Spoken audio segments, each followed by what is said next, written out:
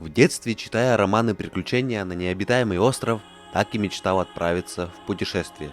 Сейчас мне 21, и время настало.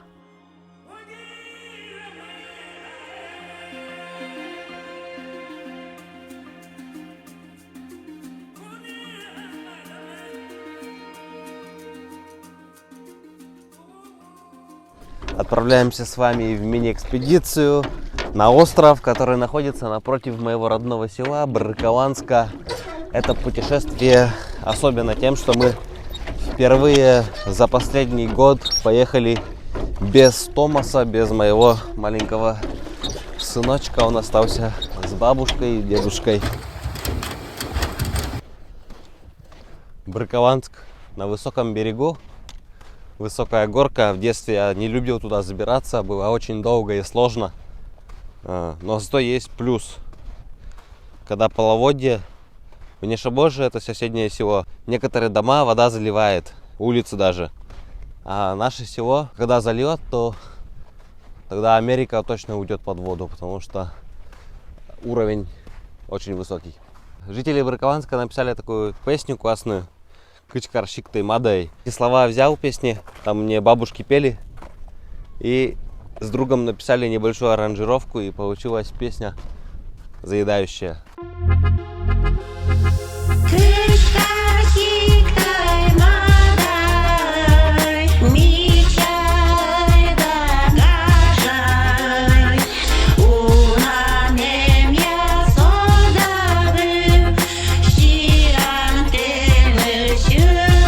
Находимся на песчаных дюнах в Печоры, когда выходит из берегов, тут тоже вода, ездим на лодках. Тут все, сплошняком вода, море. От берега Бркаланского до леса, вон там лес, а где-то в июле, в августе, в сентябре вот тут сухо, песчаные дюны. Сохнет так земля, очень фактурно, колоритно, и еще маленькие камушки. Вот. Художникам можно вдохновение искать тут. Об этом острове не писал Жюль Верн, и фильмы никто не снимал. Но место интересное, со своей историей. Давным-давно, лет 100 назад, даже больше, острова не было. Только текла река.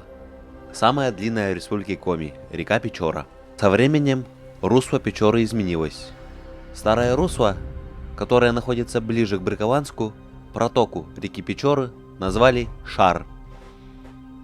А остров на коми языке будет называться Рош-Шады, то есть остров с рощей. Он далеко не необитаемый. На острове каждый год косят сено, а на озере утки выводят своих птенцов. Озеро это имеет свое название – Молоткавад.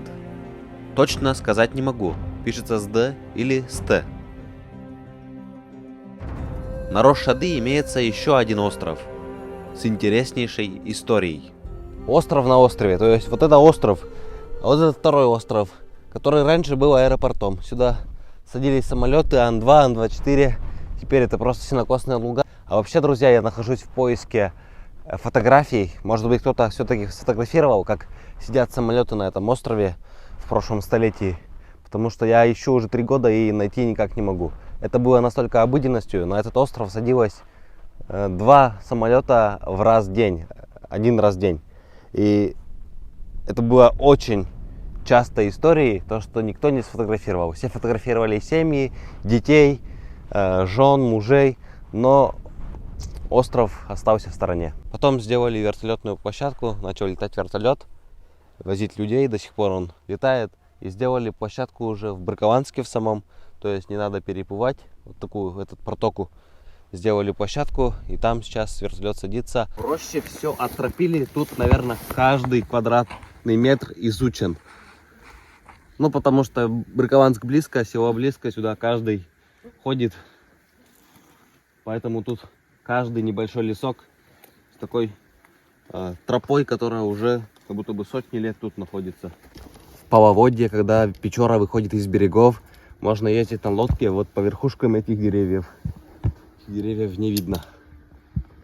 Тут такое Печорское море получается. Каждый год в августе мы ходили с друзьями по острову ловить рыбу. Это у нас была такая традиция. Но сейчас мы выросли. появились другие заботы. Этим летом, чтобы вспомнить былые времена, мы с женой пошли тем же маршрутом, что и раньше. Я рассказывал о былых историях и интересных случаях. А на утро следующего дня отправились обратно в Брыкованск. Сегодня возвращаемся с новой экспедиции. Грузим вещи в нашу лодку-казанку. Казаночка дедушкина, сколько она повидала всего. Якорь не розового цвета, и это радует.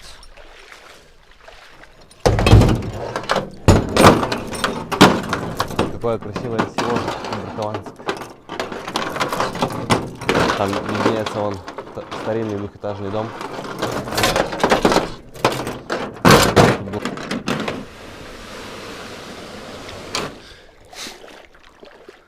Маленькие рыбки плавают, очень много мальков. Мы возвращаемся домой, чтобы набраться сил и снова выйти к вам в эфир с новыми интересными историями про территорию Коми. Напоминаю, что мои ролики доступны везде. ВКонтакте, в Дзене, Ютубе, в Телеграме. Желательно подписаться на все эти источники, чтобы не потеряться.